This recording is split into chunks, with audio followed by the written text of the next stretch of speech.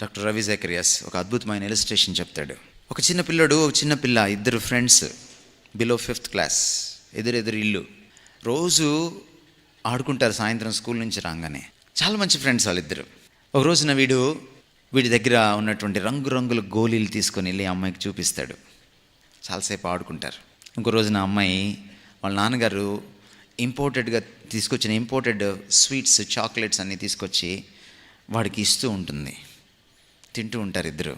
ఈ అమ్మాయి చాక్లెట్లు చాలా తీసుకొస్తా ఉంటే, ఏంటి ఇన్ని చాక్లెట్లు తెస్తున్నావు అని అంటే, చాలా ఉన్నాయి నా దగ్గర అంటది. అప్పుడు వీడు ఒక డీల్ చేసుకుంటాడు అమ్మాయితో. నా దగ్గర ఉన్న గోళీలన్నీ నీకు ఇచ్చేస్తాను, నీ దగ్గర ఉన్న చాక్లెట్లన్నీ నాకు ఇచ్చేస్తావా అని అడుగుతాడు.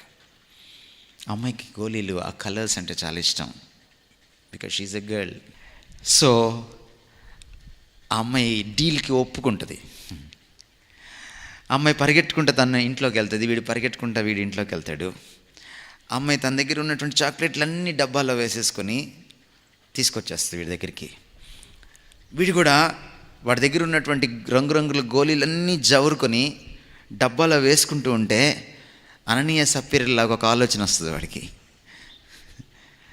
నా దగ్గర ఇన్ని గోళీలు ఉన్నాయో ఆమెకు తెలియదు కదా అని కొన్ని గోళీలు తీసి దిండు కింద దాచిపెట్టేసి, కొన్ని గోళీలే తీసుకొని డబ్బాలో వేసుకొని డబ్బా మూత పెట్టేసి వాడు కూడా బయటకు వస్తాడు ఇంట్లో నుంచి.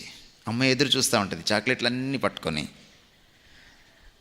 అమ్మాయి అమాయకంగా చాక్లెట్లన్నీ ఇచ్చేస్తుంది. వీడు గోళీలు ఇస్తూ ఉంటాడు, నా గోళీలన్నీ ఇచ్చేశాను అంటాడు.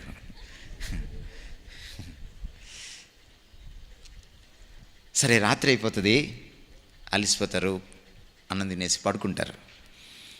రాత్రి అమ్మాయి గుర్రు పెట్టి నిద్రపోతూ ఉంటుంది, వీడికి నిద్ర పట్టదు. వీడి మనసులో ఒక ఆలోచన, ఓ అనుమానం, అమ్మాయి చాక్లెట్లన్నీ ఇచ్చిందా?